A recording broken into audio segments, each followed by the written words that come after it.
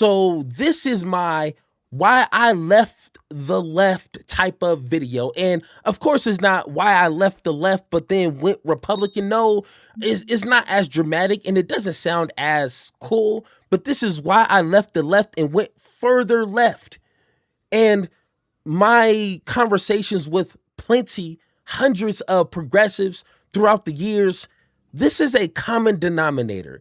This is not something that me, myself, has experienced over the past 2 years, really diving deep into politics. This seems to be something that is common.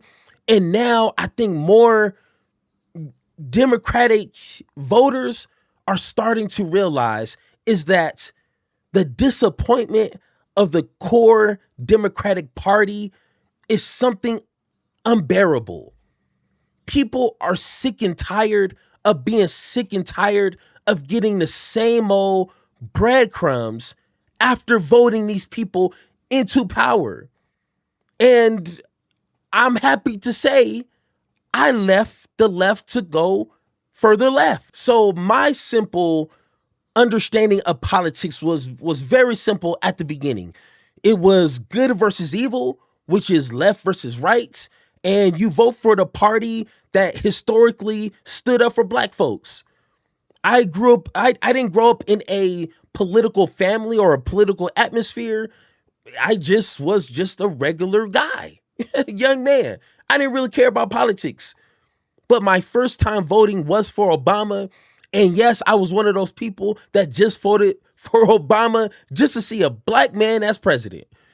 And unfortunately, that didn't get me into politics. But unfortunately, with the rise and Donald Trump becoming president in 2016, that got me into my books. That got me leaning more into politics and figuring out what in the hell is going on in this world. So to fast forward to today, 2 years ago, and you can see my journey on my other YouTube channel, my main YouTube channel, Why I Hate Politics. You can see my first published video. You can see the transformation of my ideology, of my progressive journey. And I had to face some hard truths. And I couldn't deny it. I had to be honest with myself, and I had to be honest with my few thousand people that were watching. I had to be honest, and these were some of the things that I had to come to grips with, and even today is something that I'm constantly trying to explain to people. One is money in politics, which in my case, or from my understanding, is the root of all evil in politics. Money should not. Whose smart idea was it to get Citizens United, all these different loopholes to get money to politicians? Because it's simple. At the end of the day, who funds you runs you. It is simple. It's not complicated. You don't need an entire conspiracy board to figure this out.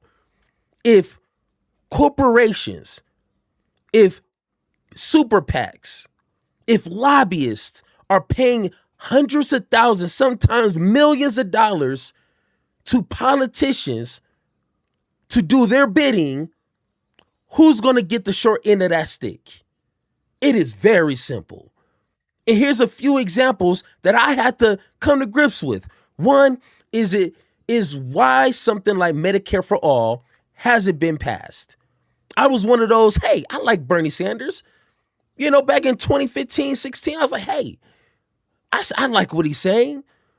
Did a little research. About 60 to 65% of Americans support Medicare for All, when described as a national health insurance program covering everyone. A 2025 data for Progress poll found 65% overall support, 78% of Democrats support, 71% independents support, and this is the kicker, 49% of Republicans support Medicare for All. Nothing more, nothing less.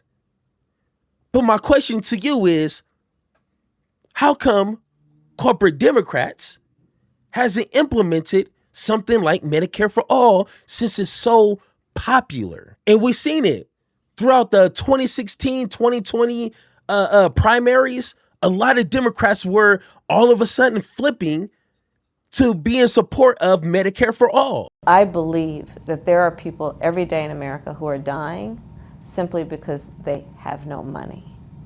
And that's wrong.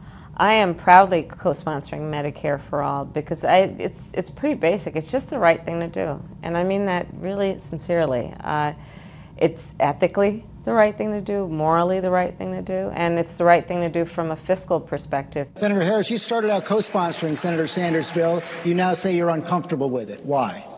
I want to give credit first to Barack Obama for really bringing us this far. We would not be here if he hadn't the courage, the talent, or the will to see us this far.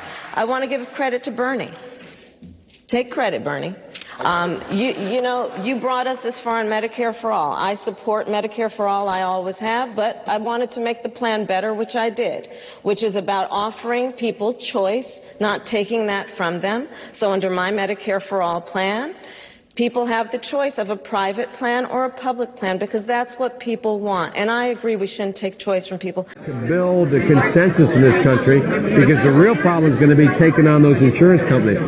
Because they're going to be the ones, you're going to have Harry and Louise. Remember those ads with Harry and Louise out there saying, this is awful what the Democrats are proposing. And so the second thing is you got to provide for, I think everyone should essentially be able to be, from age 1 on, essentially have the same kind of coverage you have in Medicare. It should be just universal across the board. We could afford to do that. Many wealthy and not so wealthy countries have affordable and decent health care comparable to Medicare for All and free or low-cost college tuition. Though one could cherry-pick for health care horror stories, this is irrefutable. Some of the current Democratic candidates endorse similar health and higher education plans. As they explain them, these plans seem doable, and you appear to endorse the goals. Please state the reasons, ideological, logistical, or otherwise, why you won't fully support trying to achieve them. Good question.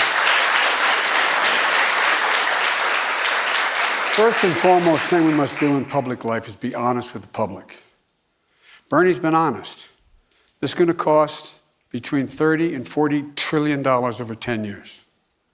The entire federal budget on a yearly basis is less than it will cost on a yearly basis to provide for Medicare for All, number one. Number two, it in fact, in my view, they all acknowledge that support it. It will take somewhere between 4 and 10 years for it to come into being.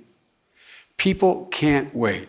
I believe the plan I proposed, which is building on Obamacare and providing a public option that is available for anyone, significantly reducing the cost of getting into the exchanges. My plan costs $750 billion. Would immediately cover everybody in America, allow you to keep your private plan if you wanted it. But I wonder why they decide to flip the way they did. Well, here's a few examples. Kaiser Permanente, Blue Cross, Kensington Corporation. These type of lobbyists, these type of big pharma, type of super PACs pay people like Harris, Joe Biden, Trump, J.D. Vance. These corporations pay these politicians to not advance healthcare, to make it more affordable for people. That's kind of weird, right? How they could just pay all politicians, even though this is popular amongst most Americans. Something I had to come to grips with. Another one.